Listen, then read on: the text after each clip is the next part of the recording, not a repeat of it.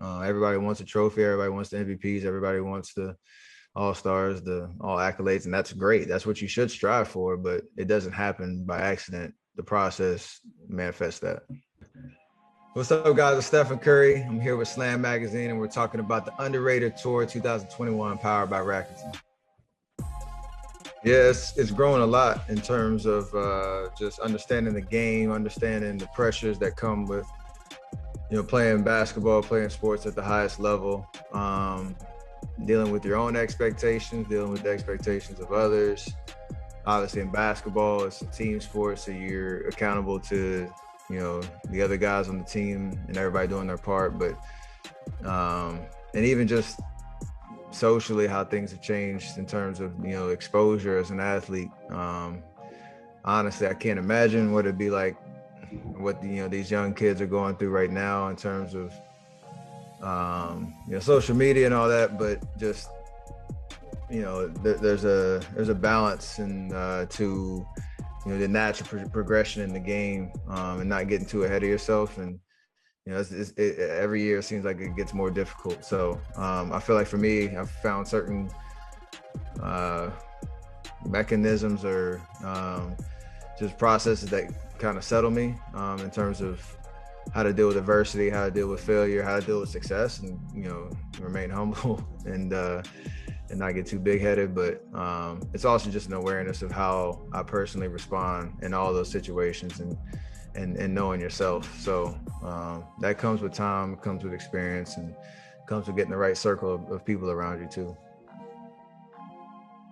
I wish I could give him we might have to post a screenshot of my my scouting report, I guess you call it, in high school and even in college. Really, I was a 3-star recruit in high school.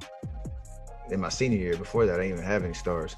So you can be aware of it. You can enjoy the success of climbing the ranks, but if you're not on those lists, and even if you are, like, that doesn't mean that you're just gonna sleepwalk into the NBA by any stretch. It just gets more difficult at every level that you reach. But even for the guys and girls that are undervalued, underrated, if you will, and they're just looking for an opportunity, those stars and those rankings don't define you either. There are plenty of success stories in terms of late bloomers and young athletes who found their way even if people didn't recognize it right away. Yeah, I think going into the summer of my junior year, I went to a team camp at UNC Charlotte. I went to Charlotte Christian High School. So going to UNC Charlotte, you're kind of, and going to that team camp, you got to see some other coaches that came out to watch. And so Coach K, Roy Williams, all the ACC schools were there. And I thought I played well. And then I'm like, all right, cool. I'm gonna get some recruiting letters in the mail, and like the next week, I'm gonna take that next step towards realizing the dream of playing ACC basketball, high Division I basketball, and nothing. Crickets. I got some Colgate or somebody that sent me my first letter, and I thought that was amazing, but I was waiting for the big schools. And then when it didn't happen, obviously you see some competitors I played against or whatever, and them talking about their offers and all that. And I did look at the rankings and knew exactly where I was. And to your question about that wasn't going to define me, I knew if I continued to work on my game and kept the confidence in myself that the right opportunity would come. I just had to be real with myself that I'm still, dreaming big and aspirational in terms of playing ACC basketball. But if that doesn't manifest itself, I'm gonna turn that into something for myself, no matter where I land. And that's obviously that next summer Davidson came out, and that was the right choice, and things kind of all aligned. So part of it is being real about what's the best opportunity and what's the best situation for you. And it took me to be on front and center primetime stage in front of those coaches, and for them to not even pay me any attention to instill even more confidence. I could have turned that into doubt, but it's even more confidence in that moment. And so that for me was kind of a fork in the road kind of a moment. For sure. I mean, every time I step foot in high school, walking down the halls, like,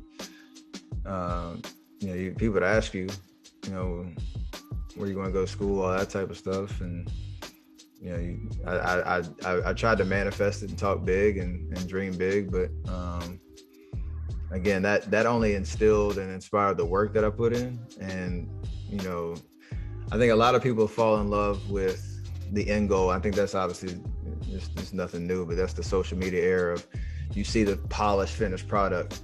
And something I've learned over the years and never really knew I was doing it at the time was falling in love with the process of the work. And then you'll wake up and that would be something that you'll enjoy even more than where you end up. So I can look at all the awards and accolades and successes.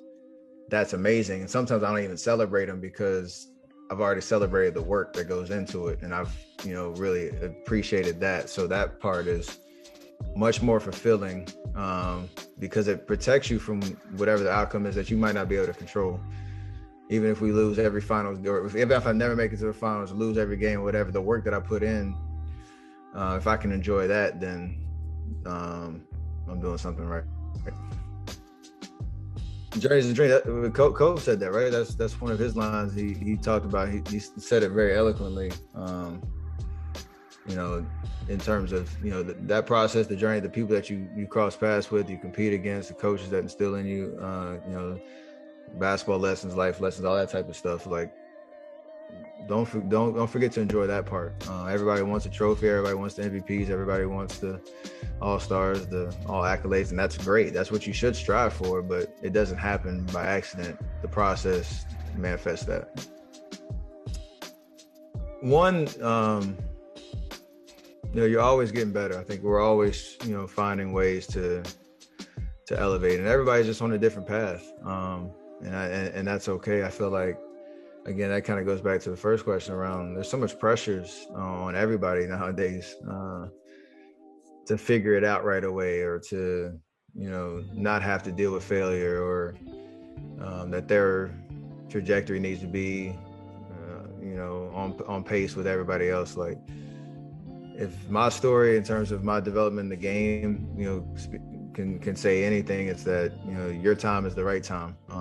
And, part of the journey with Underrated and the experience that we want to give these kids is, no matter where you're at, you can always level up. You can always kind of unlock something within yourself in terms of your potential. And then on top of that, we want to create opportunity and exposure for these kids to hopefully reach the next level, create, scholarship opportunities. Again, no matter where it is, high ACC, mid-major, D1, D2, whatever it is, it's your opportunity to play basketball and to play as long as you can. So, get rid of that stigma. No matter where you're at right now, you can always level up. So that's what we're trying to create with the Underrated Tour.